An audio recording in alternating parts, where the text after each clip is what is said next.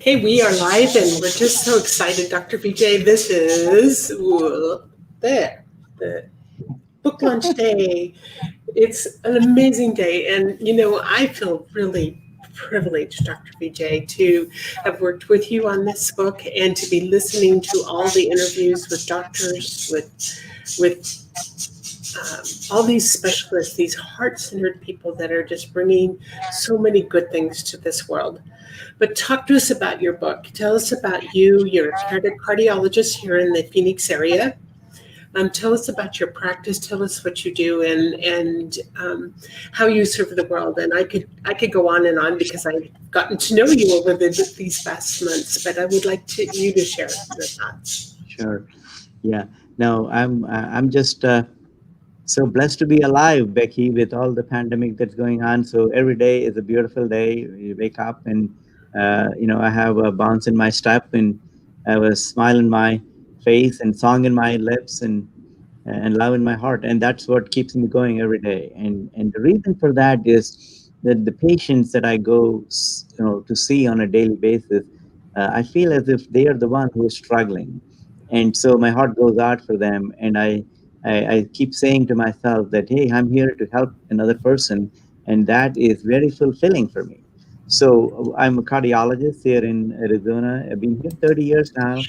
uh, I was in Rochester, New York before that, in internal medicine and diabetes. And prior to that, I was in England and I did my endocrinology training in University of Southampton. I was blessed to be in Oxford area for internal medicine.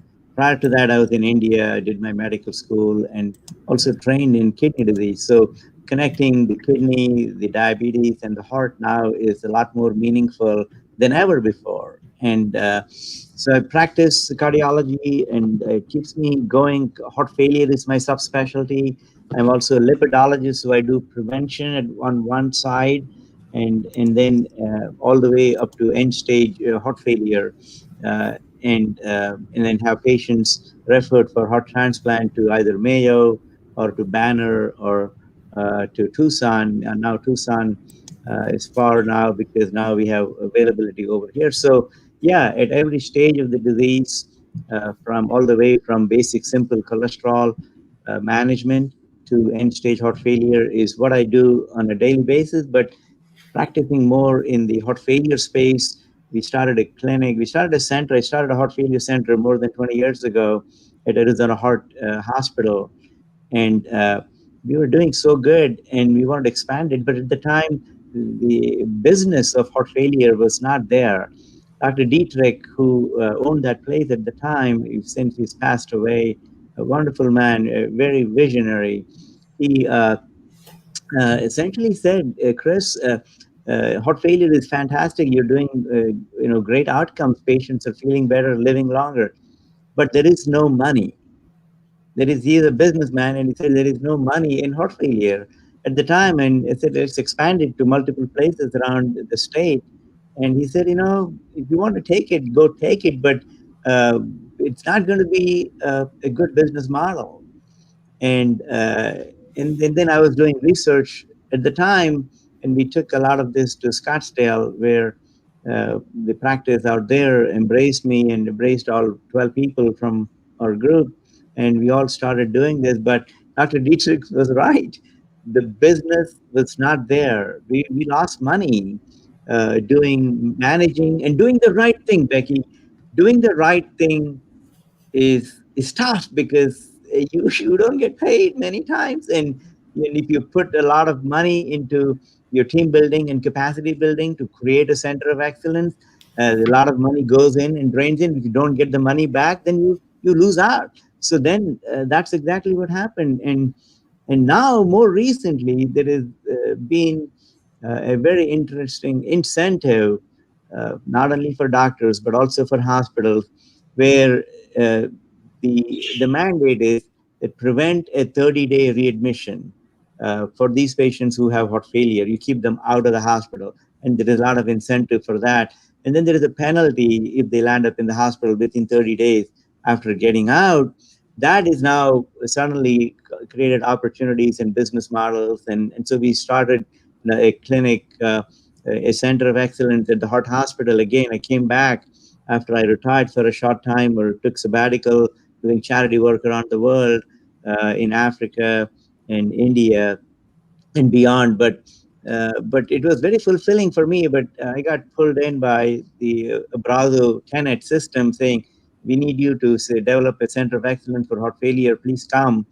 And Mm. I said, "Well, I want to do part time only. I don't want to do full time and be stuck and not really enjoy all of the service that I provide to the rest of the world, which makes me very fulfilled. And I want to continue that." And they said, "Okay, no problem. Come on over. Whatever you want, we will provide the team and the space and give you all the overhead, whatever you want to do." And it's 3 years since inception. We're publishing papers tomorrow from our clinic data. Very fascinating. Less than 5%. Nationally, almost 25 to 30% of patients will land up in hospital within 30 days. Our data shows less than 5% is landing up in hospital within 30 days because we see them in our clinic on a You day. know, We're very proud of the team. It's a teamwork. it's fascinating. I've been listening, and for those that are listening now, we'll be posting a lot of videos because we have a lot of experts that Kris has surrounded himself with that have just the kind of heart that he does, the heart to serve, and the conversations about meeting the patients where they are and helping them to in a more natural and organic way, really begin to the healing process. It's really fascinating. You know, Kris, one of the things that I enjoyed the most about this book is how you've woven story into the relatability of what you're teaching.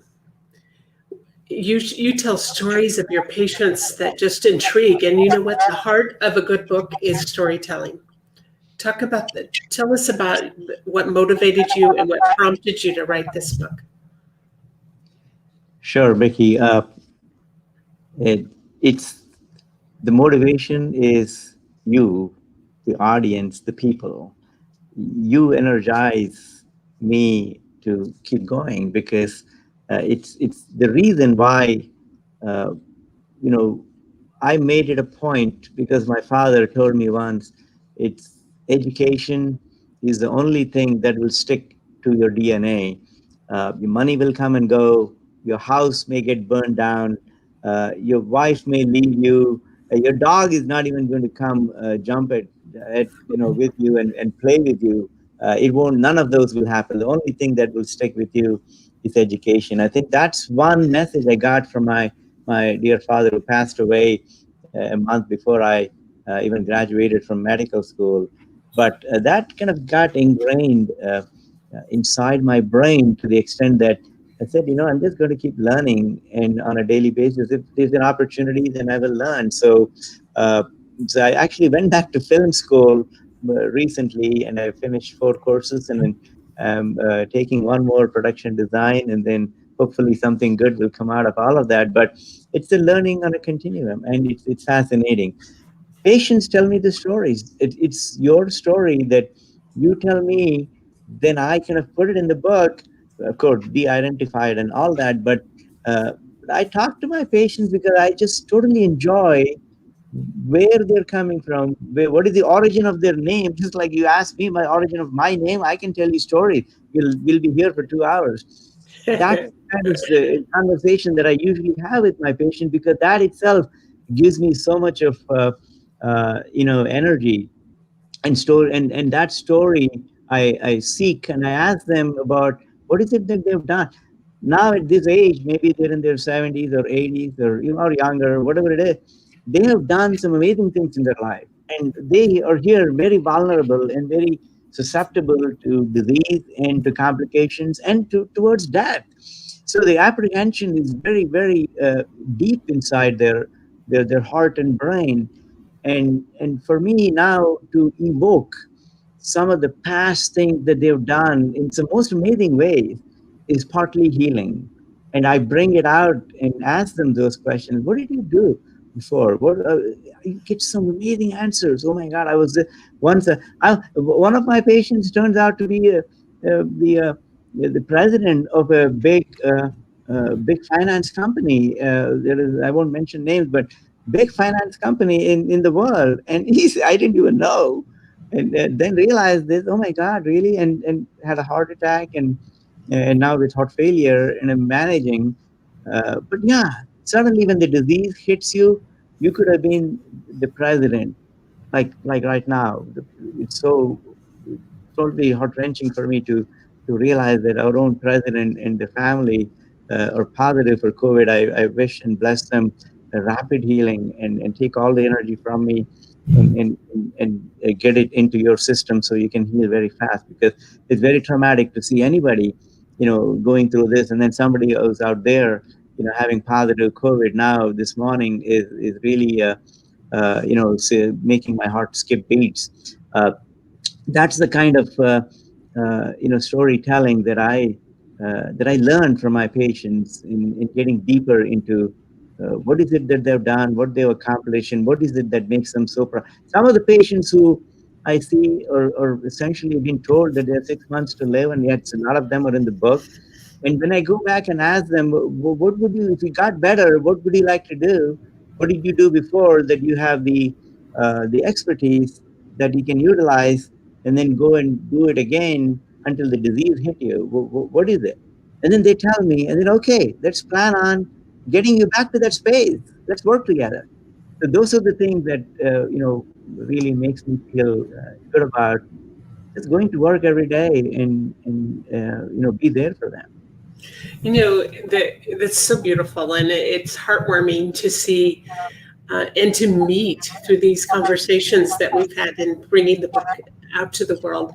The heart-centered doctors that you surround yourself with, but also how you treat your own patients and how you bring out the best in them to help on the life, because it's that human touch and connection that is everything. And if you feel like you're totally acknowledged and cared for and supported, there's so much healing that comes from that. Without that, we're kind of left in a place where maybe we just don't know of our own value, and that's so important. In the pages of your book, you have a lot of pictures. And for those that are listening, this book, if I can get it sized right there, this book is amazing. You can get it as a Kindle. I don't know why I have all that feedback. Are you hearing it too? No, Okay. I don't have anything here.